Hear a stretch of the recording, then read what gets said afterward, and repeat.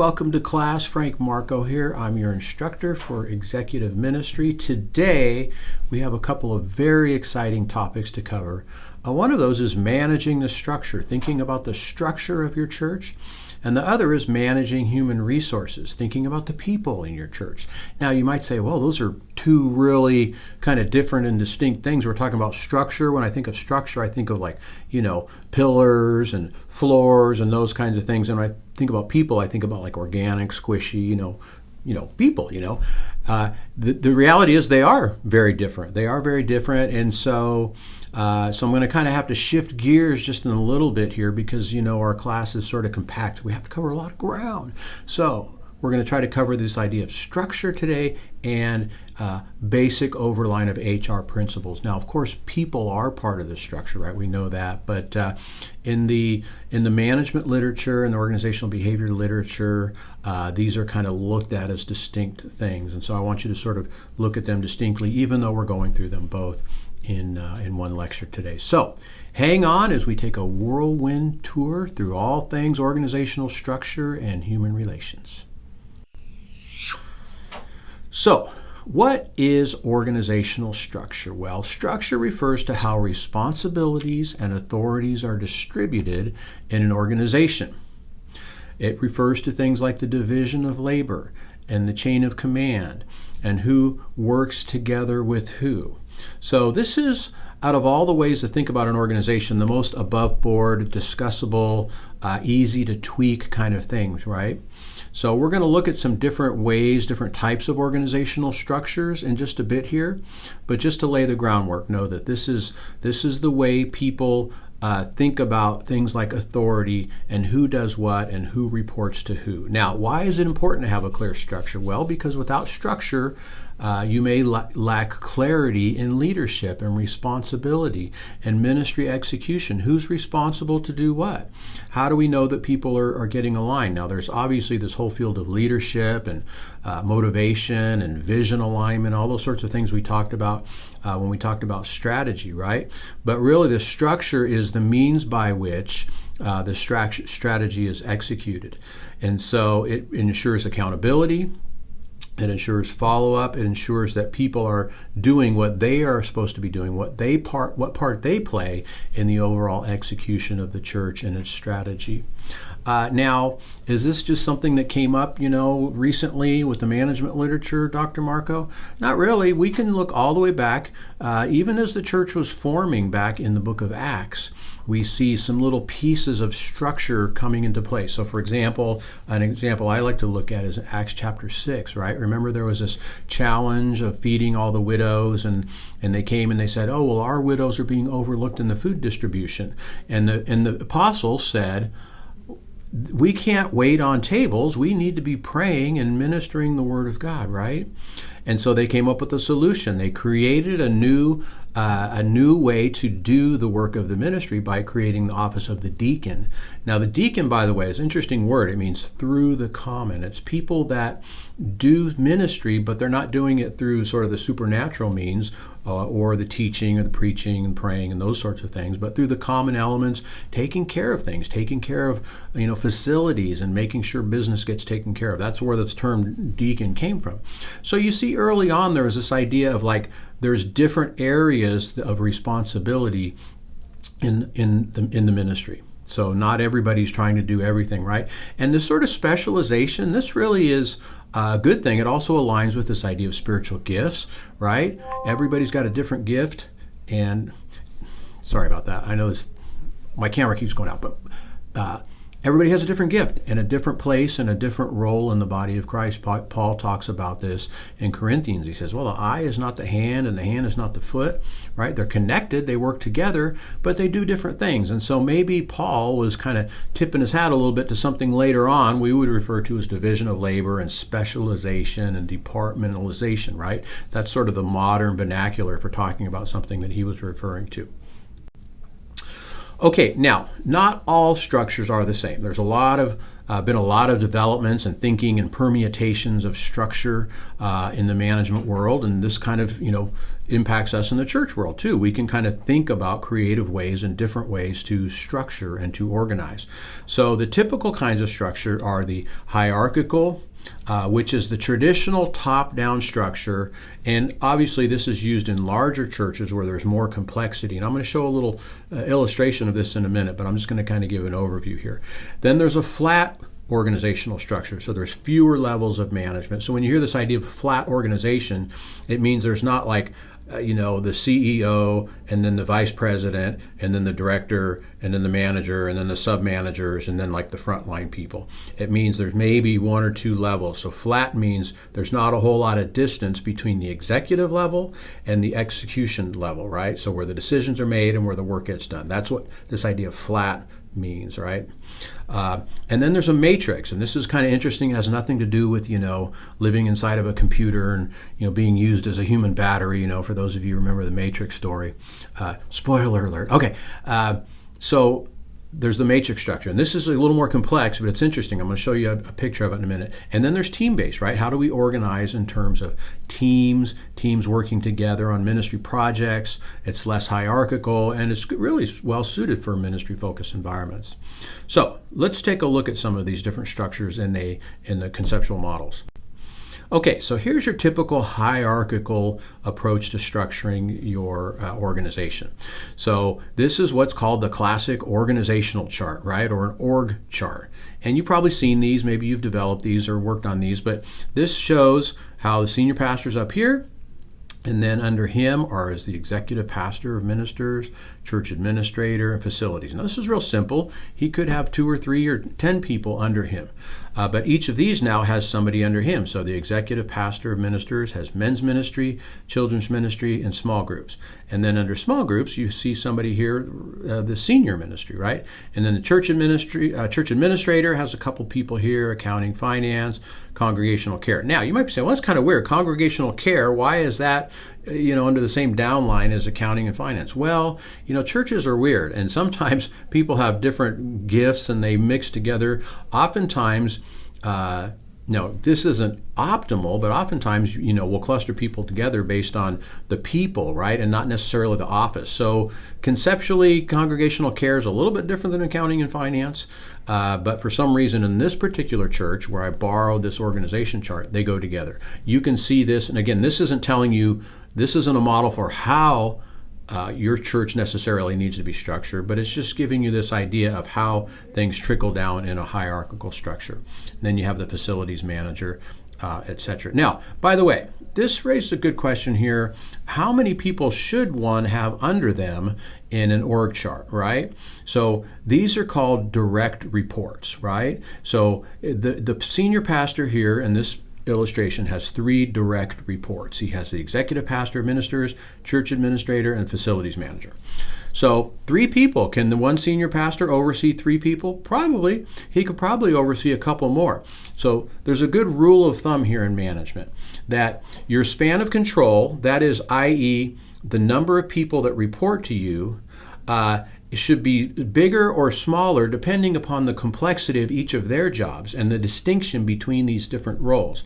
So, for example, imagine let's just say you're a senior pastor and everybody else is a pastor, right? They're not administrative functions, but they're all pastors.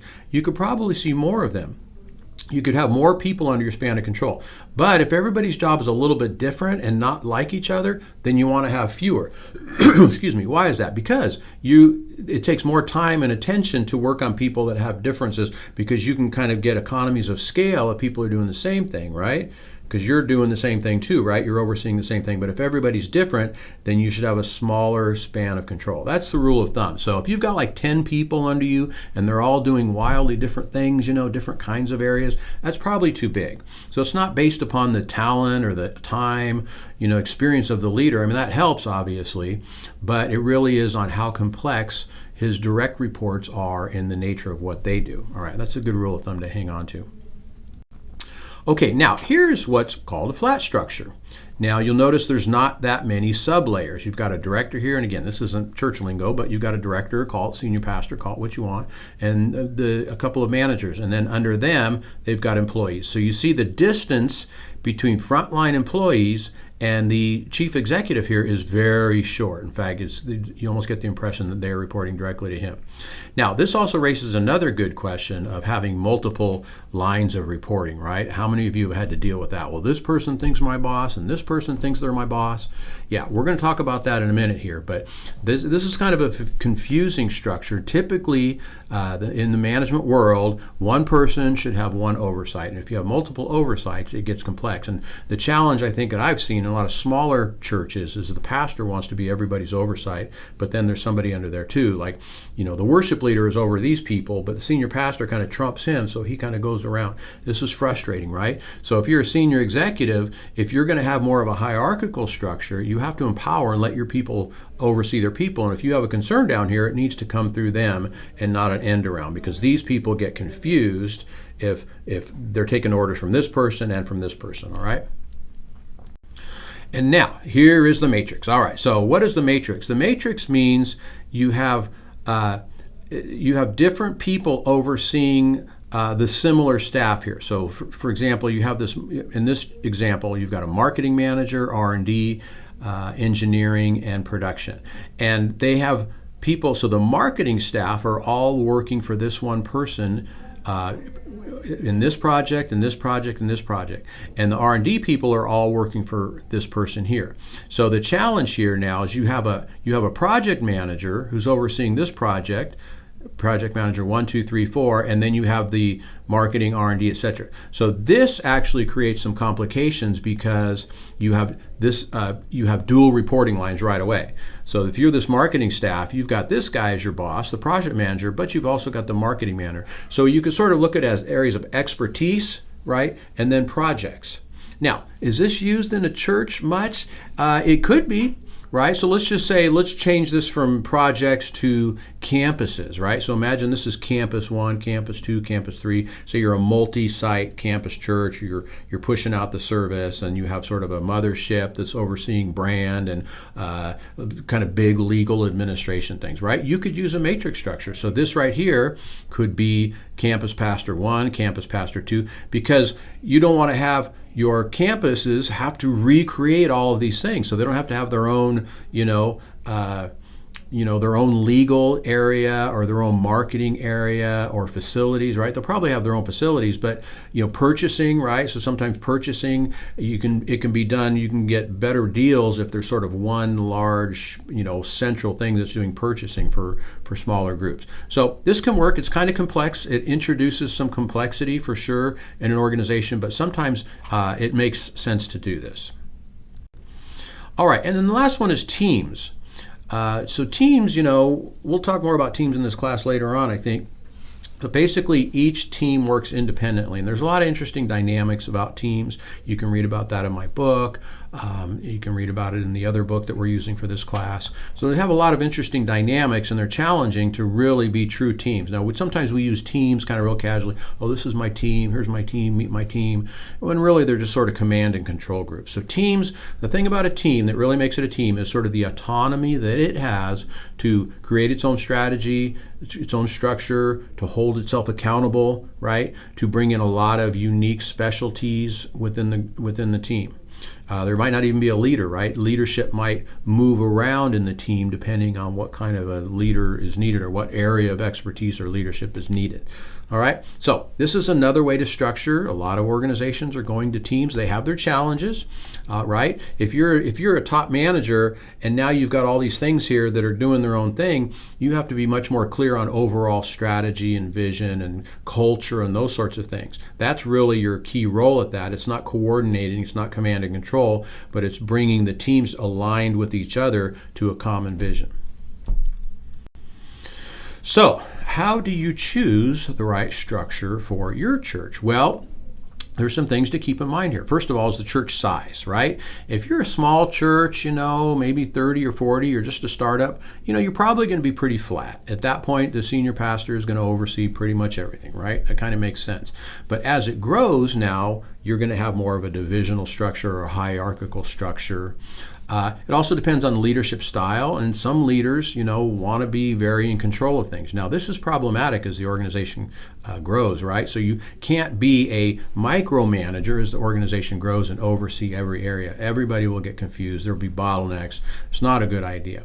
But you want to think about the church size, the age of the church, right? Again, so as things get older and more mature, you're kind of more crystallized on what your vision is. There's better division of labor, different departments. And of course, you want to align the structure with the mission and the vision. A well-designed structure should serve the church's mission and empower ministry efforts, right? So if the structure isn't working for you, it's a good time to step back and think about, all right, how do we restructure in a way that this works? So as churches grow and change over time, they're constantly thinking about and tweaking the structure so that it fits what's going on now. So sometimes what worked, last year or 2 years or 3 years ago is not working today. There's different people involved. There's different personalities. There's different departments, right? So as a key leader, you're always thinking about, you're not always changing, but you're always thinking about how effective is the structure in helping us accomplish our mission. If the structure is getting in the way, it's time to rethink about it. If it's not as efficient or effective as it used to be when you first put it in place, you want to think about it. You want to think about tweaking it. And the interesting thing about structure too is you can put all these boxes, you can come up with a nice org chart and, show how everybody's related to each other and who's responsible for what. But that's not how things work. They actually work. So sometimes the culture and the inertia, the personalities can kind of work against the boxes, right? So you might have somebody who's supposed to be doing this, but they're really doing something else. It's how did they end up in that box, right? Or these people might collaborate in a way that is not very well represented in a pictorial organizational chart. So, my advice to students is always, think about organizational charts as a good starting point for understanding your organization, but there's a lot of other things you need to understand, like the culture, like the politics, right? Like the human relations and the personalities and the different things and the history and all those kinds of things, right? Sometimes all those things kind of run head on into structure, and so we need to understand the reality. Structure is a useful tool to a certain extent. It holds people accountable to a certain extent, but there's a lot of things that it can't do and a lot of things it can't explain.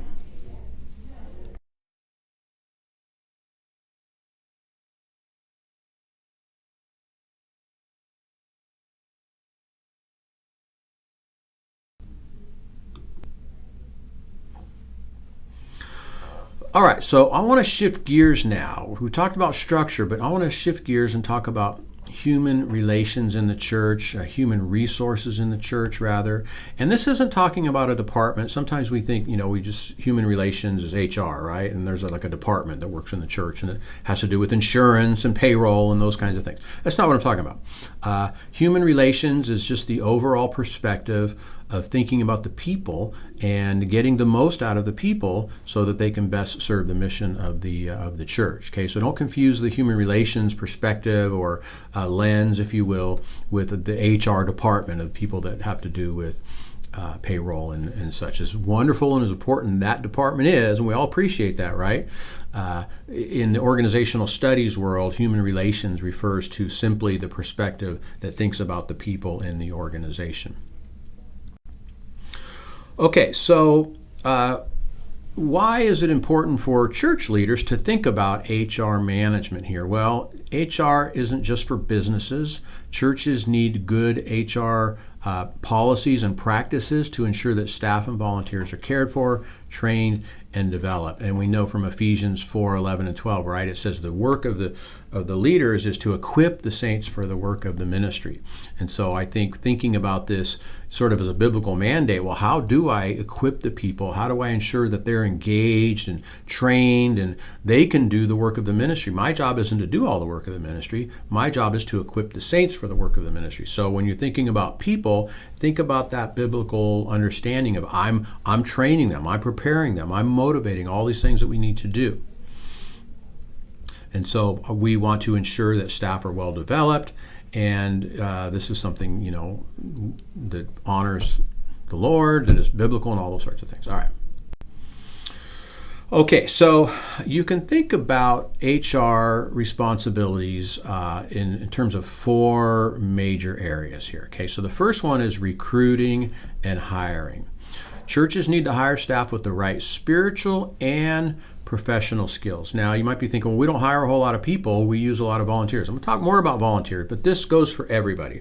So whether you're hiring a staff and you're paying them a salary, or whether you are recruiting and training and working with volunteers, right? We need to do it. We need to get people that have the right spiritual disposition and the right professional skills. So if you're hiring somebody to be your church administrator, you want somebody who knows a little bit about, organizations and who can do the spreadsheets and those kinds of things that we've talked about in this class. If you're hiring somebody to be more people focused, pastorally focused, you want people with those kinds of skills and disposition, right?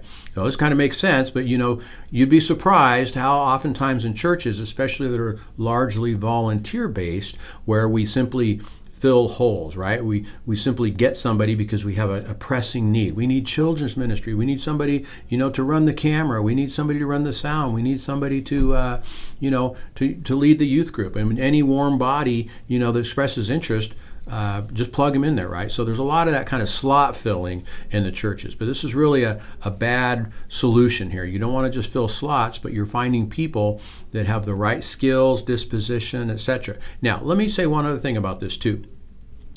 There's some things that you can hire for, and then some things that can be developed. So if I have somebody, for example, with a great heart, good spiritual disposition, but they've never done this kind of thing before. They've never done pastoral care. Let's just say you want somebody to be to do visitation or something like that, right? They haven't done it before. They've got a great heart and they're growing in their understanding. They have a gift of compassion, right? They're just really genuinely caring kinds of people. I would hire that person over somebody who has more experience, because I would hire that person. I would take a chance on that person because I can train for these other things, right? So you want to think about what can I train for and what needs to be there right off of the bat, because you can't necessarily train for some of these other things, right? You can't train them to be compassionate or pastoral, right? Those are gifts. Those are passions and callings. So if somebody has these things, I'll take a chance on them and equip them and train them so that they can do the things, right? And then, I just mentioned this, but training and development. You want to think about people when they come in, they may not have all the skills, or if they do have some of the baseline skills, you want to help them grow in that particular area. So what kind of training and development, continuous improvement to help these people grow? And this goes for staff, this goes for volunteers.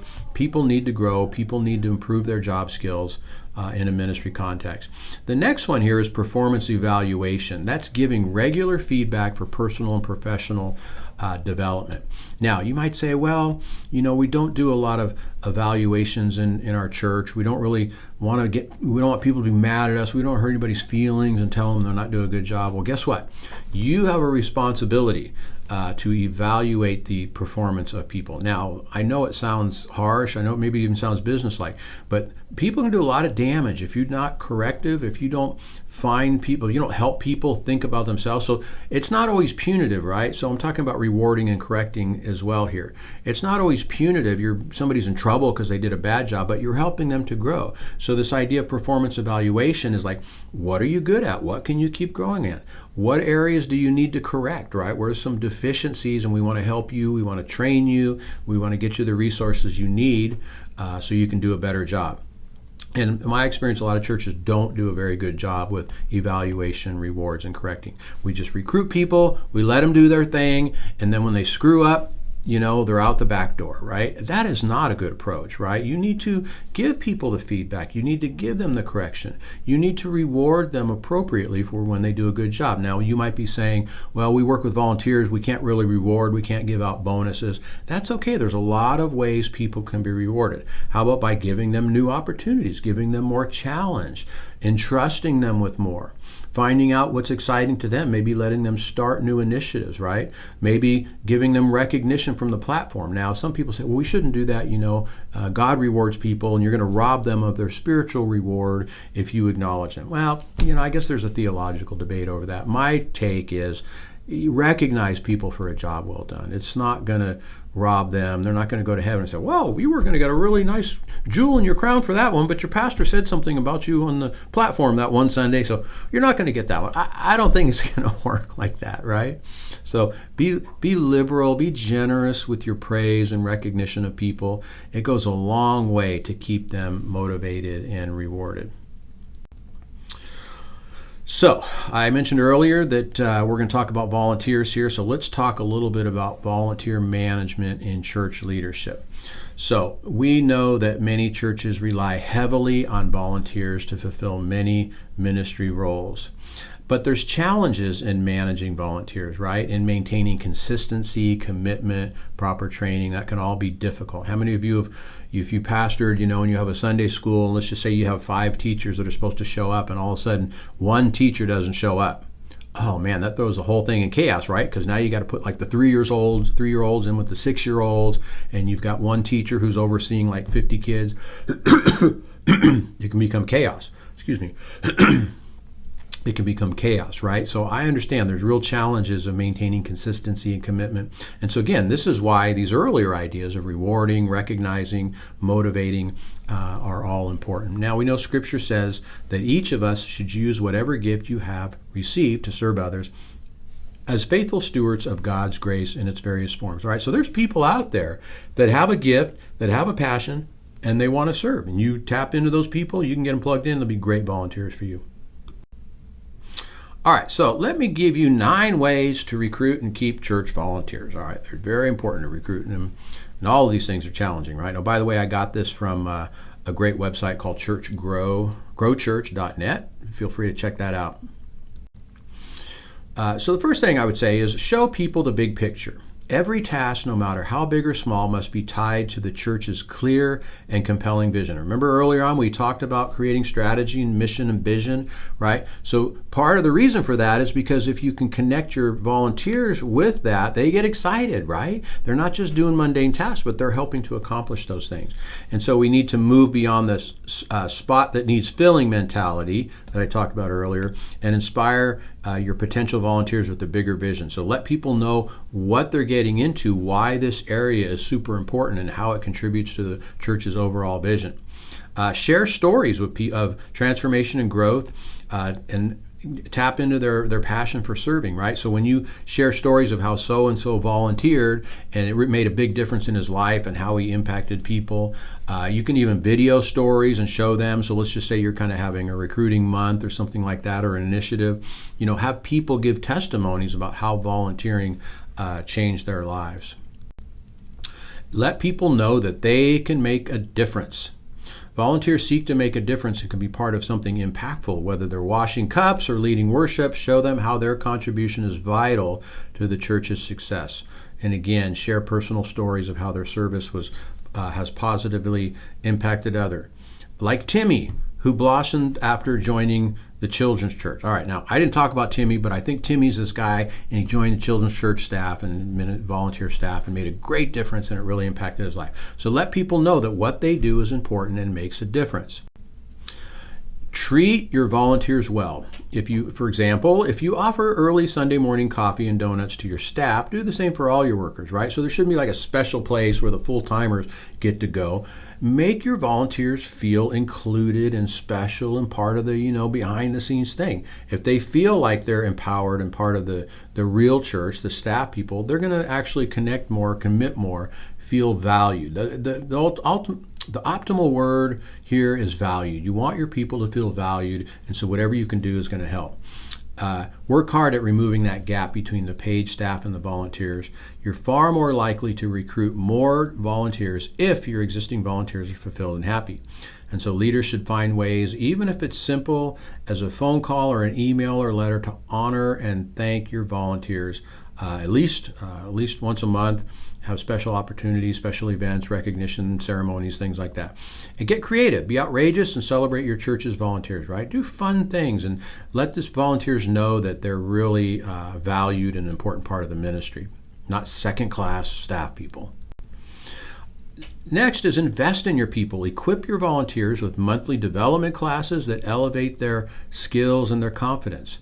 Give them your best, teaching them at a higher level than their current abilities, and watch them rise. So in other words, if you kind of start to talk to them as they are leaders, they are ministers, they are people that carry out the important work of the church. If you talk to them like that, they will aspire to that. Now, I know not everybody's a leader in the church, right? Sometimes we kind of do leadership training and those kinds of things. You don't have to treat them all like leaders, but let them know that they are growing and they may actually end up leading at some point. So a leader, in my mind, is actually overseeing other people, right? It's not everybody that shows up to volunteer is a leader, but a lot of people are overseeing and managing other people, and that's when you train them in things like management and leadership skills and some of the soft skills and other things we're learning about in this class. So your investment not only values your existing team, but also piques the interest of potential recruit. You want people in your church to think, I wonder what they're being taught. Are they getting special time with the pastor? They'll want in on it, right? So you're kind of making the non-volunteers jealous by giving the volunteers such a good, enriching experience and investing so much time in them. Make it easy to volunteer. Are you forcing would-be volunteers to leap through flaming hoops while backflips before they can start greeting visitors at the door? Remove the obstacles and make it easy as possible. Now, I know, we're supposed to know those who labor amongst us. So I'm not saying, the second week somebody is there to put them in charge of something, right? But on the other hand, you also don't want to make it like you have to be here for 2 years. You have to go through all these classes. Some things you need to have a background check. I understand working with kids and whatever, right? That's proper. But sometimes we put up larger barriers to volunteer service than is actually warranted. So I would say, this author said, other than the role of worship leader preaching, anybody should be able to do anything, right? Okay, there's very few roles that are off grounds for volunteers, right? You gotta make it accessible for people to do stuff. Don't ask them to complete a discipleship course. Don't ask them to tithe for 6 months before they can serve, right? So lower the bar, make it easier for people to volunteer, and chances are you're going to get more people to take you up on it. Stop doing and start building. So when churches are small, the leader often finds himself greeting people at the door, leading worship, preaching, serving tea, mowing the lawn, painting during the week. In the short term, you might think, well, it's quicker and easy just to do it yourself, right? If I want it done well, I got to do it myself. But in the long term, this will put a cap and hinder your church growth.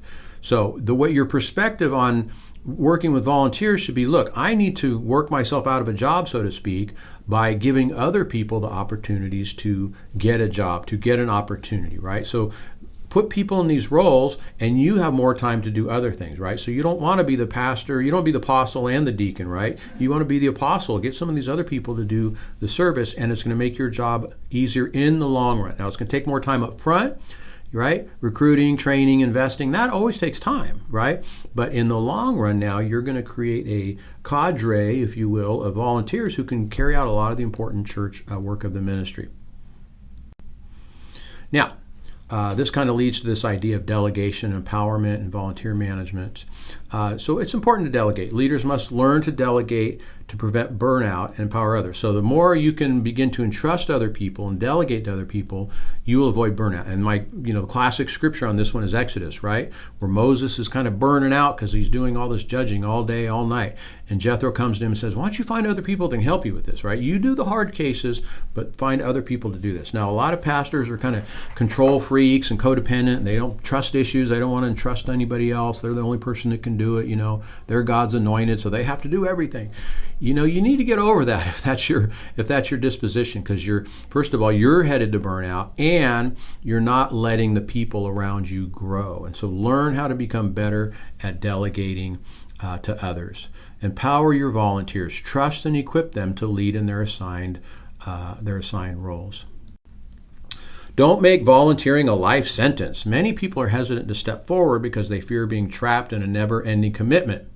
Reassure potential volunteers that serving doesn't have to be a life sentence. Consider suggesting specific time frames, such as 12 weeks or 6 months, based on the nature of the ministry. Introduce the concept of a trial run or a first serve can ease their mind in this regard.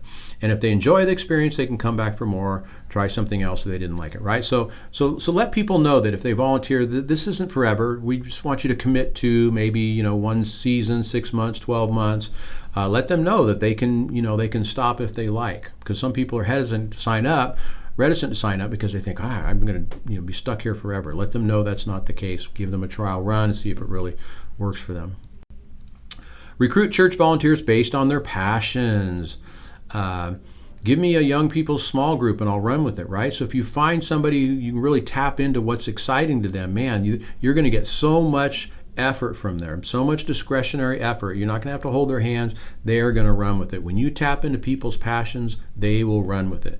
Rather than tell people of the ministry gaps they need to fulfill, try sitting down with them and talking about where their passions are. If not, you'll have to recruit with compulsion or guilt.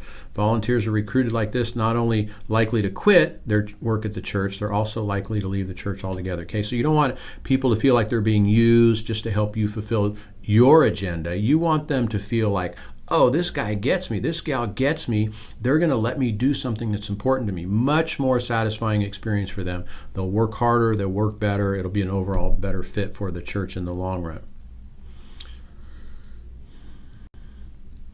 Now, another issue we have too is, we have young people, we have middle-aged people, we have old people. And so volunteers from different generations bring unique strengths and challenges. And so we want to try to customize our approach to engaging volunteers across generation, using different communication styles, leadership approaches to engage young, old, et cetera, et cetera. So your young people, for example, they're not going to read an email or read a letter. You want to DM them, you want to text them, you want to create a WhatsApp group for them or whatever's popular. You want to find ways of communicating and interacting with them in ways that meet their needs. The same with the older people, right? With them, you might want to have more phone calls, right? They're not like going to be texting you and emailing you. They maybe need a phone call. And then, the middle people like us, we're kind of in the middle. I can do texts, I can do visits. It doesn't really matter to me. But tap into the communication style and the ethos and the passion. Your young people might want to do something like, kind of for the environment, right? They might want to do a trash pickup thing for the community. That's a great idea. The older people might not want to do something like that. But the younger people might. They might want to be more involved in like social justice and those kinds of things. Now, I know that can be a dirty word sometime in the church, but serving the needs and helping people in the community and such. Tap into where people are, get them serving in an area that's important and interesting to them. And again, they'll be more motivated, intrinsically motivated to serve you in the church. And then the last thing is invite people personally. Sometimes, have you ever announced something from the stage that volunteers are needed and then wonder why nobody signed up? With announcements, notice sheets, and emails, people always assume the announcement is for someone else. It's only when you sit across the table and invite someone personally to volunteer, they begin to consider it. Invest in relationships first. Relationships build a common understanding and position us to share the vision behind the serving opportunity because we get to hear what their passions and gifts are. It empowers us to ask confidently, knowing it'll be a great fit. All right, so this is so huge, right? If I see a sign-up sheet or an announcement, something like that, it's like, oh, okay, well, that sounds interesting. I'm probably not going to jump to it. But if the pastor comes to me and says, Frank, I've been seeing you. You've got such a good gift in this area. Would you consider volunteering and serving in this way? I'd probably say, wow, he noticed me. He knows I'm alive. Sure, pastor, I'll do it. I want to help you. You got to have the personal touch, right? You got to relate to people and know that you're not just there, fill a slot, or people are anonymous, just kind of showing up and doing stuff. So today we covered a lot of ground. We looked at the organizational structure, we looked at human resources management, and we looked at volunteer management. So thanks so much for paying attention. I hope that this was helpful for you. This is good stuff. This is really good stuff. It's a lot. I covered a lot of ground today, but just continue to press on with your work in the structure, with your work with your volunteers, and the Lord will empower you and help you to grow in all these areas. Thanks for tuning in. God bless you. We'll see you next time.